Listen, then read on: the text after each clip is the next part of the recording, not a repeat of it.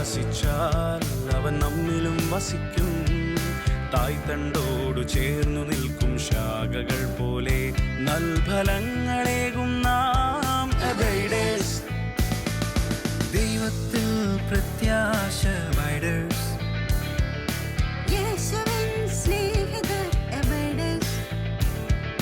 സഭയുടെ സമ്പത്ത് അബൈഡേഴ്സ്. ലോകത്തിൻ രക്ഷകർ അബൈഡേഴ്സ്. യേശുവിനായി ഉണരാം, ചിന്തിക്കാം, യേശുവിനായി ജീവിതമേകിടാം, യേശുവിൽ പ്രാർത്ഥനയാൽ പ്രവൃത്തികൾ നൽകാം. യേശുവിനായി ഉണരാം, ചിന്തിക്കാം, യേശുവിനായി ജീവിതമേകിടാം, യേശുവിൽ പ്രാർത്ഥനയാൽ പ്രവൃത്തികൾ നൽകാം.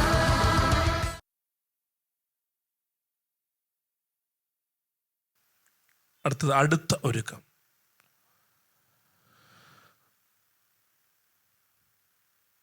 നാളെയാണ് നിങ്ങൾ കുമ്പസാരിക്കുന്നത്. നാളെ നിങ്ങൾ കുമ്പസാരിക്കുന്നെങ്കിൽ ഇന്ന് രാത്രിയിൽ അല്ലെങ്കിൽ ഇന്ന് രാത്രി മുഴുവൻ നാളെ പ്രഭാതത്തിൽ ഒക്കെ നിങ്ങൾക്കുണ്ടാകേണ്ട ഒരുക്കമാണ് അടുത്ത ഒരുക്കം. ഈ അടുത്ത ഒരുക്കത്തിലാണ് നല്ല കുമ്പസാരത്തിന് വേണ്ട 5 കാര്യങ്ങളിൽ 3 കാര്യങ്ങൾ സംഭവിക്കേണ്ടത്.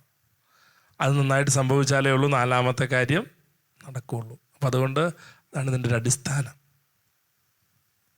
5 കാര്യങ്ങൾ അവിടെ സംഭവിക്കണം. ആദ്യത്തേത് എന്താണ്?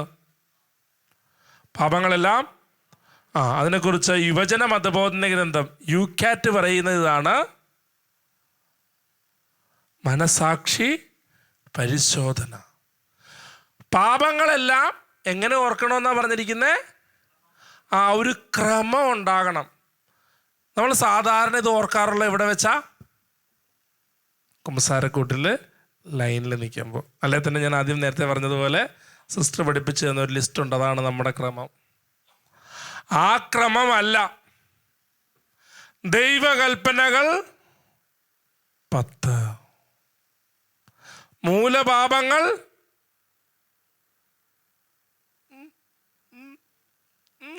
പോരട്ടെ 7. പറയാൻ ഇച്ചിരി ബുദ്ധിമുട്ടൊക്കെ ഉണ്ട്.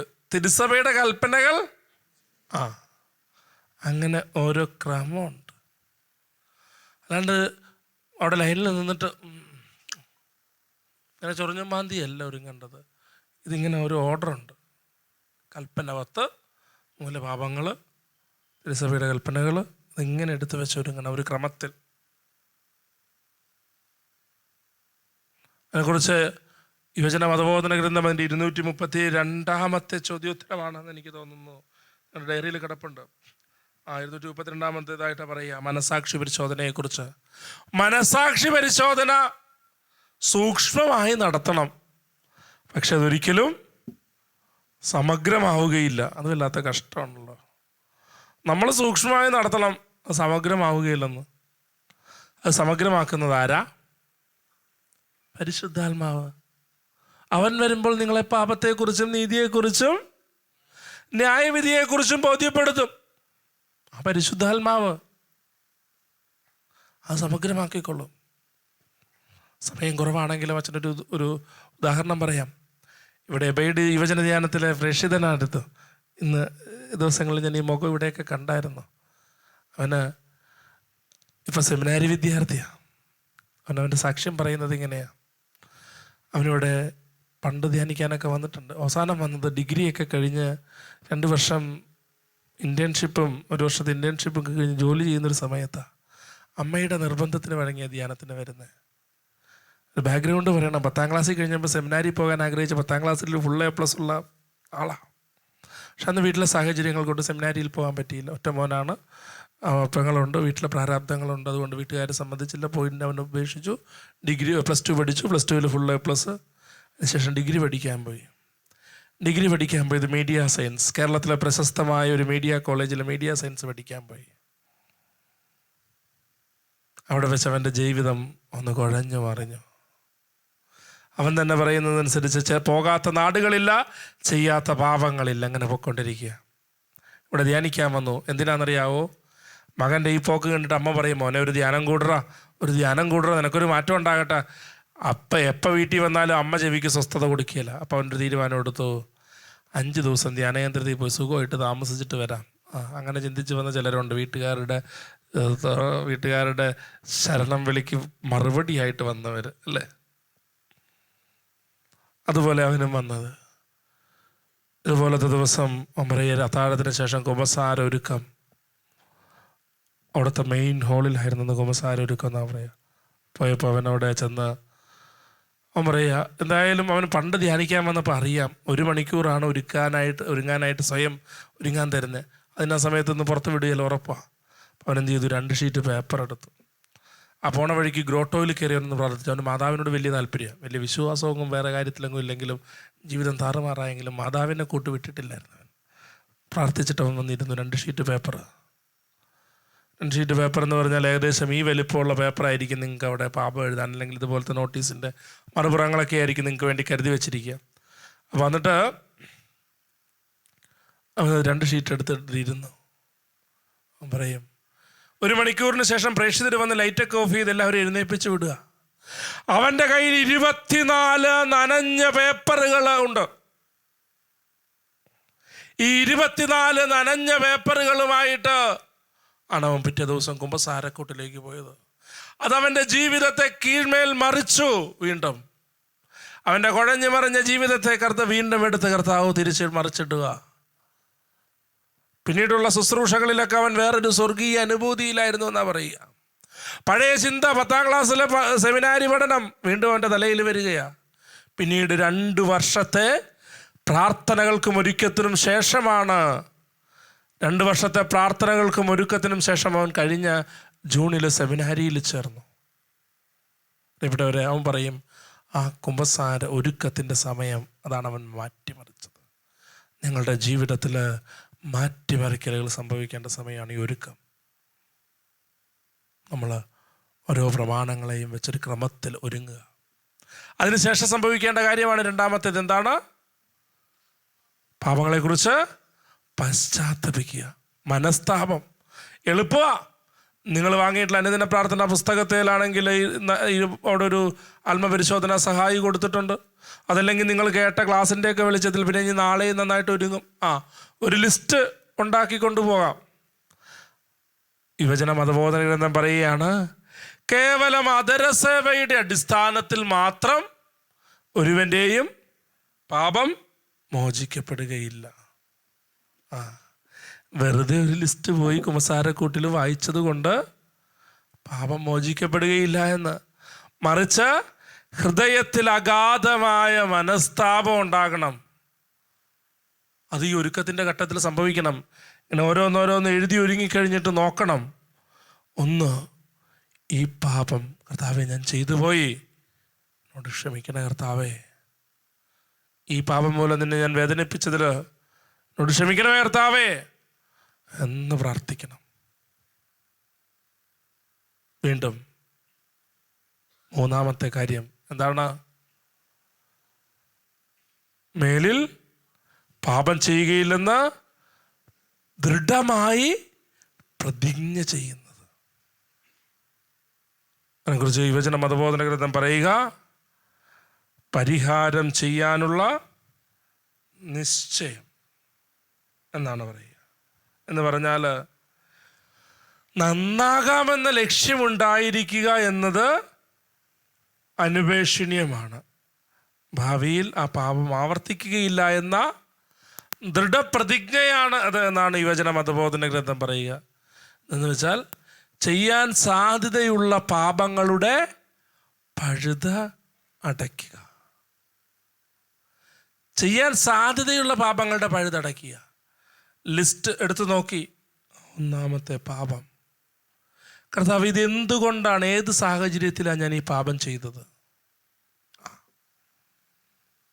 ഞാൻ എൻ്റെ കൂട്ടുകാരുടെ കൂടെ പോയതുകൊണ്ടാണ് അത് ചെയ്തത്. ഞാനന്ന് ആ വഴി മാറിപ്പോയത് കൊണ്ടാണ് ആ പാപം ചെയ്തത്.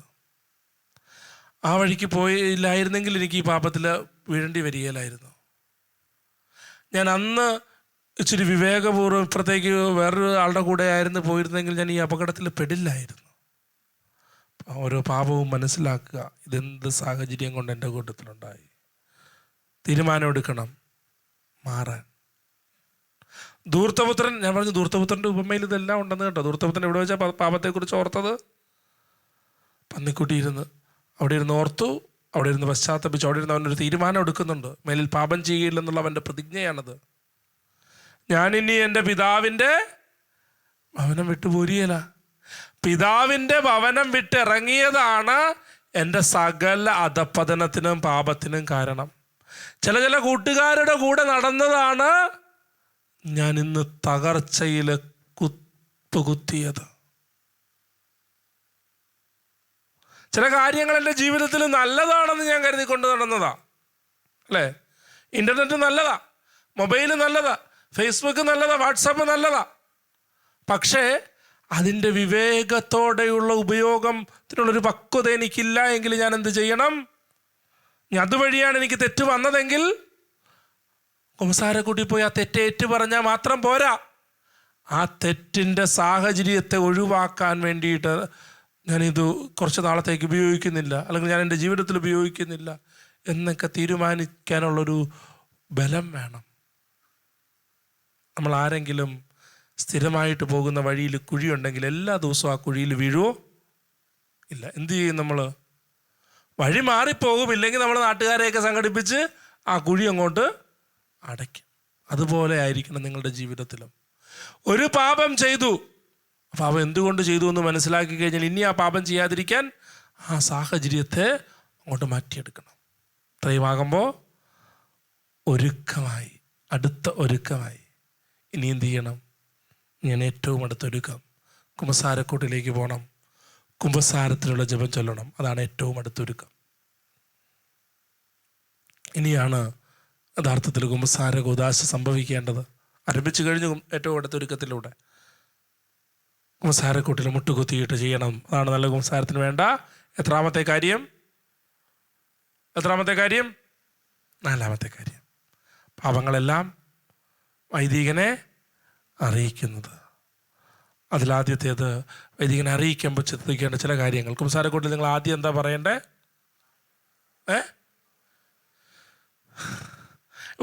ചിലർ പറയും, ഇതൊക്കെ അച്ഛൻ ഇതൊക്കെ എന്തിനാ പറയണ്ടേ, ഞങ്ങൾക്ക് ഇതൊക്കെ അറിയാം. അറിയാവുന്നവരെന്നോട് ക്ഷമിച്ചേക്ക്. ഈ കൂട്ടത്തിൽ അറിയാൻ പാടില്ലാത്ത അല്ലെങ്കിൽ വർഷങ്ങളായിട്ട് കുമ്പസാരിക്കാത്ത ആരെങ്കിലുമൊക്കെ ഉണ്ടാകാൻ സാധ്യതയുണ്ട് എന്നതുകൊണ്ട് മാത്രം പറയുന്നതാണ്. അറിയാവുന്നവർക്കൊന്ന് റിവൈൻഡ് ചെയ്യാൻ വേണ്ടി മാത്രം. പിതാവേ പാപിയായ എന്നിൽ കനിയണമേ ആദ്യം പറയണം. അതിനുശേഷം എന്ത് പറയണം? കുമ്പസാരിച്ചിട്ട് എത്ര നാളായെന്ന് പറയണം. കഴിഞ്ഞ കുമ്പസാരം കഴിഞ്ഞിട്ട് എത്ര നാളായെന്ന് പറയണം. എന്നിട്ട് പാപമേറ്റ് പറയണം. ആ കൂട്ടത്തിൽ പറയേണ്ട കാര്യമുണ്ട്, ജീവിതാന്തസ്സെത്ത് പറയണം. അത് പ്രധാനപ്പെട്ട കാര്യമാണ്. ഞാൻ ഇന്ന വീട്ടിൽ ഇന്നയാളുടെ ഇന്നാമത്തെ മകനാണ് എന്നങ്ങും പറയണ്ട. ഞാൻ വിദ്യാർത്ഥിയാണ്, ഞാൻ വൈദികനാണ്, ഞാനിവിടെ എറണാകുളത്ത് കണ്ണങ്കുന്നത്ത് ആശ്രമത്തിലാണ് കുമ്പസാരിക്കാൻ പോണേ. അവിടെ ചെന്ന് ബെല്ലടിച്ച് കഴിഞ്ഞാൽ അച്ഛന്മാർ വരും, ഷഡ്ഡും മാൻസിട്ട് പോയി കുമ്പസാരിച്ച് പാപം മുഴുവൻ പറഞ്ഞിട്ട് പോകുന്ന അച്ഛൻ ആശീർവാദം തന്നു, പ്രായശ്ചിത്തം തന്നു. അച്ഛനാണെന്ന് ഞാൻ പറഞ്ഞില്ല. എൻ്റെ കുമ്പസാരം പൂർണ്ണമായോ? ഇല്ല. ജീവിതാന്തസ് പറഞ്ഞാൽ ചില പാപത്തിൻ്റെ ഗൗരവത്തിലൊക്കെ വ്യത്യാസം വരും. ജീവിതാന്തസ്സിനനുസരിച്ച് ഒരു അറിവുള്ളൊരു ഡോക്ടറും അറിവില്ലാത്ത ഒരാളും ഒരു കാര്യം ചെയ്യുന്നത് തമ്മിൽ ഒത്തിരി വ്യത്യാസമില്ലേ? ഒരു മരുന്ന് മാറിക്കൊടുക്കും, ഉദാഹരണം പറഞ്ഞാൽ വ്യത്യാസമില്ലേ? ഒരു നേഴ്സ് ഒരു മരുന്ന് മാറി കൊടുക്കുന്നതും സാധാരണ ഒരു പ്രായമായ ഒരു അമ്മച്ചി ഒരു മരുന്ന് മാറി കൊടുക്കുന്നതും തമ്മിൽ വ്യത്യാസമില്ലേ? അതുകൊണ്ട് അതുപോലെ തന്നെ ഈ കാര്യങ്ങളിലും പാപത്തിൻ്റെ കാര്യങ്ങളിലും വ്യത്യാസമുണ്ട്. അതുകൊണ്ട് ഏറ്റു പറയണം ജീവിതാന്തസ്. അപ്പോൾ ഒരുങ്ങണ സമയത്ത് കൃത്യമായിട്ട് ഒരുങ്ങിയിരിക്കണം കേട്ടോ. എഴുതി ഒരുങ്ങുമ്പോൾ അത് അച്ഛനും അന്നേരം പറയാൻ വിട്ടുപോയതാ. അവിടെ ചില പ്രധാനപ്പെട്ട ചില കാര്യങ്ങളുണ്ട്. പാപത്തിൻ്റെ എണ്ണം, ഇനം, ആരോട്, എപ്പോഴും, എവിടെ വെച്ച്, എങ്ങനെ, എന്തുകൊണ്ട്. ഓഹോം ഭയങ്കര കഷ്ടത്തിൽ നോക്കുക. ഇത്രയും കാര്യങ്ങളൊക്കെ ഉണ്ടോ അച്ഛന്ന്? ഇത്രയും കാര്യങ്ങളൊക്കെ ഉണ്ട്. നമ്മളെ ക്രമത്തിൽ ഒരുങ്ങുമ്പോൾ എണ്ണം അവിടെ വന്നു. ഇനിയുള്ള പാപത്തിൻ്റെ എണ്ണം, ആരോട്, എപ്പോഴും, എവിടെ വെച്ച്, എങ്ങനെ, എന്തുകൊണ്ട്. ഇത്രയും കാര്യം വേണമെന്നേ. ഞാൻ തല്ലിയിട്ടുണ്ടെന്ന് പറഞ്ഞാൽ പാപം തീരുമോ? അപ്പനെ തല്ലണതും കൂട്ടുകാരനെ തല്ലണതും ഒരുപോലെയാണോ? അപ്പം ആരെ തല്ലിയതാണ് പ്രധാനമുണ്ട്. ഇനി കൂട്ടുകാരനെ തല്ലിയത് അവനെ വഴിയിലിട്ട് തല്ലി, പള്ളിമുറ്റത്തിട്ട് തല്ലി, പള്ളി അകത്തിട്ട് തല്ലി, വ്യത്യാസമുണ്ടോ? സ്ഥലത്തിൻ്റെ വ്യത്യാസം വന്നു. ഇനി സാധാരണ ഒരു ചെറിയ പത്തലെടുത്തിട്ട് അടിച്ചു, ഇരുമ്പ് പൊടിക്ക് അടിച്ചു, വ്യത്യാസമുണ്ടോ? അപ്പം അതുകൊണ്ട് ഇതെല്ലാം പറയണം. അതിനുശേഷം പാപം പറഞ്ഞ് എങ്ങനെ അവസാനിപ്പിക്കണം? കർത്താവേ, ഈ പാപങ്ങൾ മറ്റേതെങ്കിലും പാപങ്ങൾ പറയാൻ വിട്ടുപോയിട്ടുണ്ടെങ്കിൽ അതും എന്നോട്, എൻ്റെ കൂട്ടത്തിൽ ഒരു ചേർക്കലുണ്ട്. കർത്താവേ, ആ പറയാണ്ട് വിട്ടതൊക്കെ അതിനകത്ത് വെച്ചിട്ടുണ്ട് കേട്ടോ, അല്ലേ? അങ്ങനെ ചെയ്തുകൊണ്ട് കാര്യമില്ല കേട്ടോ. ഓർമ്മയിൽ വന്നതെല്ലാം പറയണം. ഓർമ്മയിൽ വരാത്ത എന്തെങ്കിലും ഉണ്ടെങ്കിൽ എന്നതുകൊണ്ടാണത് ഉദ്ദേശിക്കുന്നത്. അപ്പം അങ്ങനെ അവസാനിപ്പിക്കണം. ഈ പാപങ്ങളും മറ്റേതെങ്കിലും പാപങ്ങളും മറന്നു പോയിട്ടുണ്ടെങ്കിൽ അത് എന്നോട് ക്ഷമിക്കണമേ. എന്നിട്ട് ഇനി എന്ത് ചെയ്യണം? വൈദികൻ പ്രായശ്ചിത്തം നിറവേറ്റാനായിട്ടില്ല. അതിനു മുമ്പ് പ്രായശ്ചിത്തം കേൾക്കണം. സാരക്കുട്ടി, പ്രായശ്ചിത്തം കേട്ടാൽ മാത്രം പോരാ, അതിനു മുമ്പുള്ള കാര്യമുണ്ട്. എന്താണ്? ഉപദേശം കേൾക്കണം, പ്രായശ്ചിത്തം കേൾക്കണം. വൈദികൻ നൽകുന്ന ഉപദേശവും പ്രായശ്ചിത്തം, അല്ലാണ്ട് പ്രായശ്ചിത്തം മാത്രമല്ല. കുംസാരക്കുട്ടി സ്ഥിരം കേൾക്കണ പരിപാടിയാണ്. അച്ഛാ പ്രായശ്ചിത്തം കേട്ടില്ല. അതിനു മുമ്പ് അച്ഛൻ പറഞ്ഞത് മുഴുവൻ അവർ കേട്ട മാതിരിയാണ് ചോദിക്കണേ. അച്ഛാ പ്രായശ്ചിത്തം കേട്ടില്ല എന്ന്. അച്ഛൻ പറഞ്ഞ ഉപദേശവും പ്രായശ്ചിത്തവും കേൾക്കണം. പിന്നെ എന്തുകൂടി ചെയ്യണം?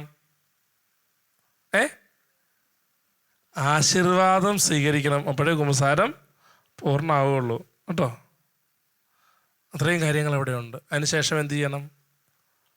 വൈദികന് സ്തുതി കൊടുത്ത് എഴുന്നേറ്റ് മാറിയിട്ട് അവിടെ തന്നെ നിന്ന് കുംസാരത്തിലെ ദൈവത്തിൻ്റെ ബാക്കി ഭാവവും മനസ്താപൂർണ്ണം ചെല്ലുന്നതൊക്കെയാണ് പാരമ്പര്യം. പക്ഷേ തൊട്ടപ്പുറത്ത് ഒരാൾ മുട്ടുകുത്തിയിട്ടുണ്ടാകും. അപ്പോൾ ആളുടെ പ്രൈവസിയെ മാനിച്ച് നമ്മൾ വൈദികന് സ്തുതി കൊടുത്ത് എഴുന്നേറ്റ് അങ്ങോട്ട് മാറിയിട്ട് കുംസാരത്തിലെ ദൈവത്തിൻ്റെ ബാക്കി ഭാഗവും മനസ്താപൂർണ്ണവും ചെല്ലുക. ഇത്രയുമാകുമ്പോൾ 4ാമത്തെ കാര്യം കഴിഞ്ഞു. ഇനിയാണ് 5ാമത്തെ കാര്യം. എന്താണത്? വൈദികൻ നല്ല കുംസാരത്തിനുണ്ട്. 5ാമത്തെ കാര്യം എന്താ? വൈദികൻ നൽകുന്ന പ്രായശ്ചിത്തം നിറവേറ്റുക. വൈദികൻ നൽകുന്ന പ്രായശ്ചിത്തം നിറവേറ്റുക മാത്രമല്ല കേട്ടോ, ആ പ്രായശ്ചിത്തം എന്തിനാണെന്ന് തിരിച്ചറിഞ്ഞുകൊണ്ട് നിറവേറ്റണം. വൈദികൻ തരുന്ന 7 സ്വർഗസ്നായ നന്മ പറഞ്ഞല്ലെങ്കിൽ 5 സ്വർഗസ്നായതുകൊണ്ട് മാത്രമല്ല, എന്തിനാണ് ഞാനിത് ഏറ്റുപറയുന്നതെന്ന് തിരിച്ചറിയണം. ഇനി ഏറ്റുപറയുമ്പോൾ ഏതൊക്കെ ഏറ്റുപറയണമെന്ന് കൂടി തിരിച്ചറിയണം. അതുകൂടി ഒന്ന് പറഞ്ഞു വെച്ചേക്കാം. സഭ നമുക്ക് ചെറിയൊരു തെറ്റ് പറ്റാറുണ്ട്. ചെയ്തുപോയ മാരക പാപങ്ങൾ എങ്കിലും വൈദികനെ അറിയിക്കണമെന്ന്. ചിലർ പറയും മാരക പാപങ്ങൾ മതി എന്ന് പറയും. പക്ഷെ അതിനെക്കുറിച്ച് സഭ എന്താ പഠിപ്പിക്കണമെന്ന് മനസ്സിലാക്കിയിരിക്കണം കേട്ടോ. മതബോധന ഗ്രന്ഥം അതിൻ്റെ 1493 ഖണ്ഡികയിൽ പറയുകയാണ്, മനസാക്ഷി ശ്രദ്ധാപൂർവ്വം സൂക്ഷ്മമായി പരിശോധിച്ചിട്ട് പറയാതെ അവശേഷിക്കുന്നതായി ഓർമ്മിക്കുന്ന ഗൗരവമുള്ള പാപങ്ങളെല്ലാം വൈദികനോട് കുംസാരിക്കണം. ലഘുപാപങ്ങൾ ഏറ്റുപറയുക എന്നത് അതിൽ തന്നെ അത്യാവശ്യമുള്ളതല്ലെങ്കിലും അങ്ങനെ ചെയ്യണമെന്ന് സഭ ശക്തിയുക്തം ഉപദേശിക്കുന്നു. അത് സഭ പഠിപ്പിക്കുന്ന ഇതാണ്, എല്ലാം മനസാക്ഷി ശ്രദ്ധാപൂർവ്വം സൂക്ഷ്മമായി പരിശോധിച്ചിട്ട് ഏറ്റുപറയാതെ അവശേഷിക്കുന്നതെല്ലാം പറയണം. എന്തിനാണെന്ന് ചോദിച്ചാൽ, ഇങ്ങനെ ലഘുപാപങ്ങൾ പോലും ഏറ്റുപറയുന്നത് നല്ലൊരു ക്രിസ്തീയ മനസാക്ഷി രൂപപ്പെടുത്താൻ നമ്മളെ സഹായിക്കും. അതുകൊണ്ടാണ്. പിന്നെ ഏറ്റുപറഞ്ഞ പാപങ്ങൾക്ക് പ്രായശ്ചിത്തം ചെയ്യണം. എന്തിനാ പ്രായശ്ചിത്തം ചെയ്യണത്? സഭയുടെ മതബോധന ഗ്രന്ഥം അതിൻ്റെ 1459 ഖണ്ഡികയിൽ നമ്മളെ പഠിപ്പിക്കുന്നുണ്ട്. പാപമോചന ആശീർവാദം പാപത്തെ നീക്കം ചെയ്യുന്നു, എന്നാൽ അതുണ്ടാക്കിയിട്ടുള്ള എല്ലാ ക്രമരാഹിത്യങ്ങളെയും അത് പരിഹരിക്കുന്നില്ല. പാപത്തിൽ നിന്ന് ഉയർത്തപ്പെടുന്നെങ്കിലും പാപി തൻ്റെ ആധ്യാത്മിക ആരോഗ്യം പൂർണ്ണമായി വീണ്ടെടുക്കേണ്ടിയിരിക്കുന്നു. തൻ്റെ പാപത്തിന് പ്രതിവിധിയായി എന്തെങ്കിലും കൂടുതൽ ചെയ്തുകൊണ്ടാണ് അത് വീണ്ടെടുക്കേണ്ടത്. മനസ്സിലായോ? പാപമോചനാശീർവാദം പാപത്തെ നീക്കം ചെയ്യുന്നുണ്ട്, പക്ഷേ പാപമുണ്ടാക്കിയിട്ടുള്ള എല്ലാ ക്രമരാഹിത്യങ്ങളെയും അത് പരിഹരിക്കുന്നില്ല. പാപി തൻ്റെ ആധ്യാത്മിക ആരോഗ്യം വീണ്ടെടുക്കണം. അതിനാണ് പ്രായശ്ചിത്തം ചെയ്യുന്നത്. തൊട്ടടുത്ത പാരഗ്രാഫിൽ യുവജന മതബോധന ഗ്രന്ഥം പറയും, 1460 പാരഗ്രാഫിൽ നമ്മൾ വായിച്ചതിന് തൊട്ട് മുൻപിലായിട്ടത് കിടപ്പുണ്ട്. പ്രായശ്ചിത്തം ചെയ്തു പോയ പാപങ്ങളുടെ ഗൗരവത്തിനും സ്വഭാവത്തിനും കഴിയുന്നത്ര ചേർന്ന് പോകുന്നതാണ് പ്രാർത്ഥന, കാഴ്ചയർപ്പണം, ജീവകാരുണ്യ പ്രവർത്തികൾ, അയൽക്കാരന് വേണ്ടിയുള്ള സേവനം, സമനസാലയുള്ള ആത്മപരിത്യാഗം, ത്യാഗപ്രവർത്തികൾ, സർവോപരി നാം വഹിക്കേണ്ട കുരിശിൻ്റെ ക്ഷമാപൂർവമായ സ്വീകരണം എന്നിവ പ്രായശ്ചിത്ത പ്രവർത്തിക്ക് ഉദാഹരണങ്ങളാണ്. അത്തരം പ്രായശ്ചിത്ത പ്രവർത്തികൾ നമ്മെ ക്രിസ്തുവിനോട് അനുരൂപപ്പെടുത്താൻ സഹായകമാകും. പ്രായശ്ചിത്ത പ്രവൃത്തികൾ നമ്മെ ക്രിസ്തുവിനോട് അനുരൂപപ്പെടുത്താൻ സഹായകമാകും. നമ്മൾ കണ്ടെത്തി ചെയ്യണം പ്രായശ്ചിത്ത പ്രവൃത്തികൾ. വൈദികം തരുന്ന പ്രാർത്ഥന മാത്രം കൊണ്ടായില്ലെന്ന്. നമ്മുടെ പാപത്തിൻ്റെ ഗൗരവത്തിനനുസരിച്ച് നമുക്കറിയാം, നമ്മുടെ ഒപ്പം പാപം ചെയ്തിട്ടുള്ളവർ, അല്ലെങ്കിൽ നമ്മളെ പോലെ ഇതേ പാപത്തിൽ മുഴുകി ജീവിക്കുന്നവർ, അവരെയൊക്കെ ധ്യാനത്തിന് കൊണ്ടുവരണമെന്ന് പറഞ്ഞാൽ നീ ആ ധ്യാനത്തിന് വാന്നും പറഞ്ഞ് കെട്ടിപ്പിടിച്ചോണ്ട് വരികയല്ല. പോയിരുന്ന് അവർക്ക് വേണ്ടി കൈ വിരിച്ച് വെച്ച് പ്രാർത്ഥിക്കണം. അനേകർ പ്രാർത്ഥിച്ചിട്ടാണ് നിങ്ങളിവിടെ വന്നിരിക്കുന്നത്, നിങ്ങൾ അറിയുന്നില്ലെങ്കിലും.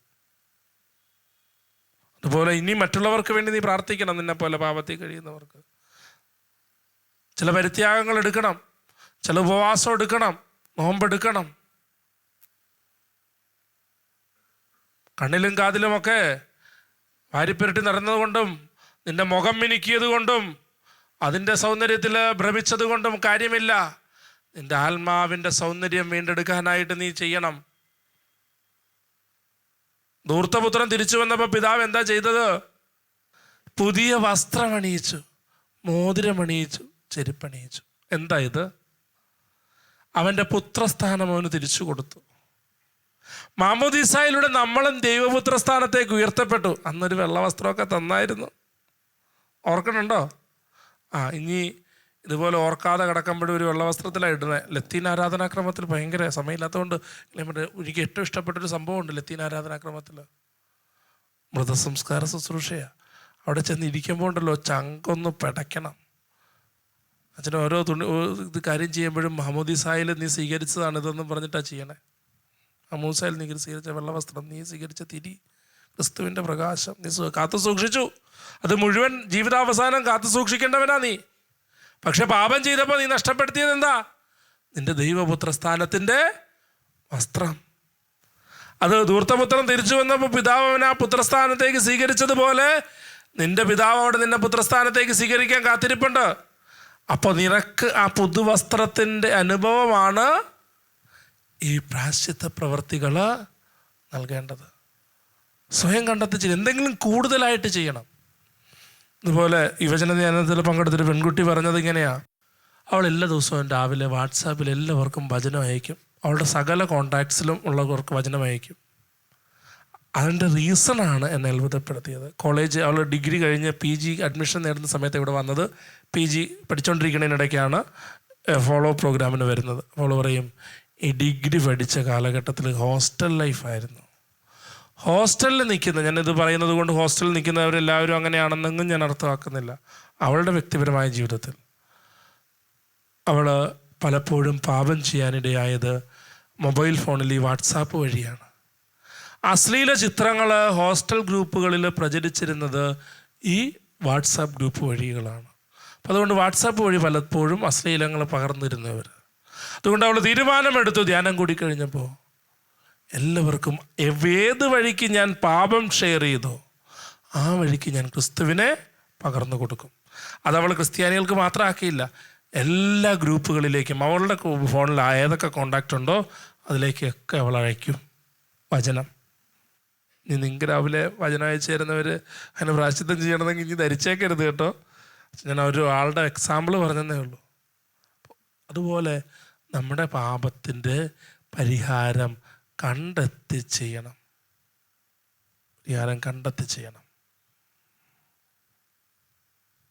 നമ്മൾ സ്വയം കണ്ടെത്തണം. അങ്ങനെയാണ് ഈ നല്ല കുമ്പസാരത്തിന് വേണ്ട 5-ാമത്തെ കാര്യം പൂർത്തിയാക്കേണ്ടത്. ആ നഷ്ടപ്പെട്ടു പോയ ദൈവപുത്ര സ്ഥാനത്തിൻ്റെ വസ്ത്രം നമ്മൾ തിരിച്ചണിയേണ്ടത്.